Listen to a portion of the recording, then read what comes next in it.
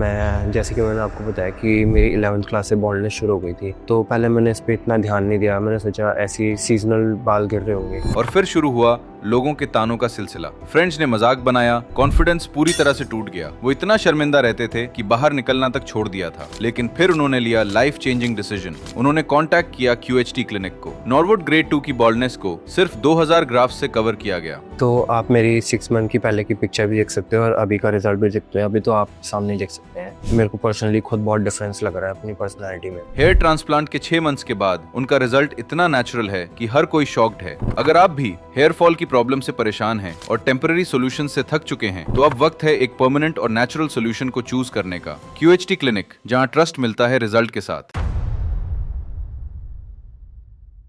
मेरा नाम प्रत्युष रावत है और आज मेरे ट्रांसप्लांट को ऑलमोस्ट 6 महीने पूरे हो गए और आज मैं अपनी 4th PRP के लिए आया हूँ, QHT क्लिनिक हरिद्वार। तो आज से 6 महीने पहले मेरी ग्रेड 2 की बाल्डनेस थी, क्योंकि यहाँ इधर की साइड से थी, थोड़ी यहाँ पे एंड थोड़ी यहाँ पे। बाकी पीछे का तो क्राउन एरिया एकदम सही था। तो मेरी बाल्डनेस 11th क्लास से शुरू हो गई थी। तो फिर मैं यही सोचता था कि ये कब सही होगा, कब सही होगा। तो पहले मैंने बहुत सारे ट्रीटमेंट यूज़ किए पर उनसे कुछ फ़र्क नहीं पड़ा। फिर मैंने बहुत डिस्कवर किया तो मेरे को QHT क्लिनिक के बारे में पता चला यहाँ पे। तो फिर मैं एक बार विजिट के लिए आया एंड देन डॉक्टर से कंसल्ट किया। तो डॉक्टर ने बोला कि आपको 2000 ग्राफ समथिंग लगेंगे एंड डॉक्टर ने मुझे अच्छे से समझाया कि इसके बाद क्या क्या होगा, कैसे कैसे प्रोसेस होगा। तो मुझे भी अच्छा लगा यहाँ का सारा नेचर, डॉक्टर का बिहेवियर्स। तो फिर उसके बाद मैंने 20 जनवरी को अपनी हेयर ट्रांसप्लांट कराया एंड उसके बाद मेरा शेडिंग फेज थोड़ा शुरू हुआ 2-3 मंथ का, जिसमें मेरे बाल बहुत सारे गिरे। ये डॉक्टर ने मुझे पहले ही बता रखा था कि आपके थोड़े बाल गिरेंगे, जो हमारे वीक बाल होते हैं वो थोड़े टूटते हैं एंड देन उसके बाद हमारे न्यू बाल स्टार्ट होना शुरू हो जाते हैं। एंड मैंने रेगुलरली PRP ली। आज मेरी 4th PRP है, मैं 4th PRP के लिए आया हूँ और ये मेरे 6 मंथ की कंडीशन है। बाकी डाइट पे मैं जो डॉक्टर ने बोला था मैं सब लेता हूँ एंड मेडिसिन भी रेगुलर ले रहा हूँ। 6-8 मंथ तक बोली डॉक्टर ने। एंड बाकी खाना खुना भी एकदम अच्छा है। ट्रांसप्लांट से पहले मैं जैसे कि मैंने आपको बताया कि मेरी 11th क्लास से बॉल्डनेस शुरू हो गई थी, तो पहले मैंने इस पर इतना ध्यान नहीं दिया। मैंने सोचा ऐसी सीजनल बाल गिर रहे होंगे एंड जब मैंने थोड़ा थोड़ा धीरे करके नोटिस किया कि मेरी हेयर लाइन रिसीड हो रही है, तो मेरे को थोड़ी टेंशन लगी कि ये इतनी उम्र में क्यों हो रहा है। एंड फिर मेरे दोस्त भी नोटिस करते थे कि तेरे बाल थोड़े कम हो रहे हैं, धीरे धीरे हल्के हो रहे हैं। तो फिर उसी वजह से मैं थोड़ा शाइनेस भी फील करने लग गया था अपने दोस्तों के साथ बाहर जाने में। फिर उसके बाद मैं मेंटली भी थोड़ा डिप्रेस हो गया था, जिसकी वजह से मैं अपने काम में फोकस नहीं कर पा रहा था। एंड फिर मैंने फाइनली सोचा कि मैं ट्रांसप्लांट कराऊं एंड देन आफ्टर ट्रांसप्लांट की कंडीशन ये है कि अब मैं अपने काम में पूरा फोकस रहता हूँ। अब जैसे कोई मेरे को मिलता है, मेरे दोस्त वगैरह जो मेरे को पहले मिलते थे, तो वो भी प्रेस करते हैं कि तेरे बाल अच्छे आ गए हैं। तो जैसे ट्रांसप्लांट से पहले जब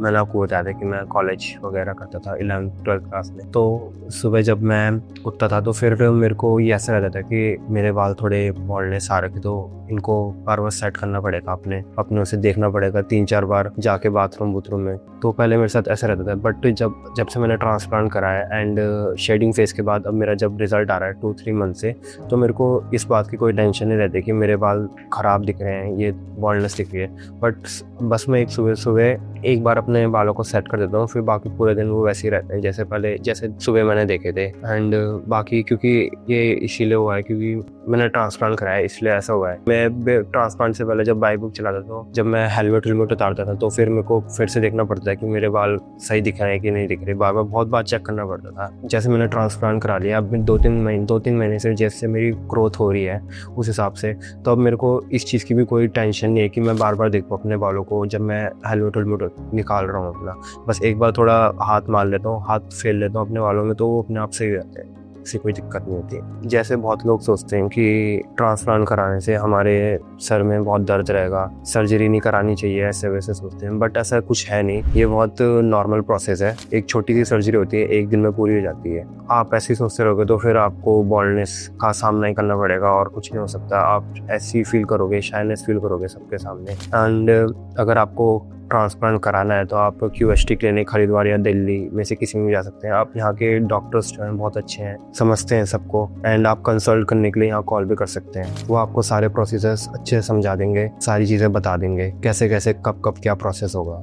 आप डॉक्टर से अपने डाउट भी क्लियर कर सकते हैं, अच्छे से कर सकते हैं। डॉक्टर आपको हर एक चीज़ अच्छे से समझा देंगे। फिर उसके बाद आप अपने मन से डिसीजन बनाइए, ऐसे नहीं कि कोई फोर्स करेगा। डॉक्टर्स यहाँ के बहुत अच्छे हैं एंड आपको उसके बाद ये क्लिनिक अच्छा लगा तो आप श्योर है यहाँ आप करा सकते हैं। बहुत अच्छा क्लिनिक है। वैसे मैं अपना पर्सनल एक्सपीरियंस शेयर करता हूँ। तो जैसे पहले मैं आपको बताया था कि पहले हेयर ट्रांसप्लांट से पहले मेरे बाल यहाँ से थोड़े जा चुके थे, सेकंड ग्रेड की बॉल्डनेस हो गई थी मेरे को, यहाँ से टेम्पल्स के बाल थोड़े जा चुके थे। तो आप मेरी 6 मंथ की पहले की पिक्चर भी देख सकते हो और अभी का रिजल्ट भी देख सकते हो। अभी तो आप सामने देख सकते हैं। तो इसमें बहुत आपको डिफरेंस लग रहा होगा। मेरे को पर्सनली खुद बहुत डिफरेंस लग रहा है अपनी पर्सनालिटी में। एंड आप मेरा यहाँ का डोनर एरिया भी देख सकते हो, ये पूरा हील हो चुका है, पूरा एकदम अच्छे से हील हो चुका है। एंड मैंने अभी तक 2-3 टाइम्स हेयर कट करवा दिए हैं अपने। आपका जैसे ग्रोथ फेज स्टार्ट होते तो आप आराम से हेयर कट करा सकते हैं। ऐसा कुछ नहीं है कि अगर आप हेयर कट कराओगे तो वो बाल आपके आएंगे नहीं। ट्रांसप्लांट एकदम नॉर्मल बालों की तरह, ट्रांसप्लांटेड हेयर जो होते हैं वो एकदम नॉर्मल हेयर की तरह होते हैं। आप उनको कट भी कर सकते हैं, सब चीज़ कर सकते हैं, वो उनकी वापस ग्रोथ हो जाती है। तो आज मैं अपनी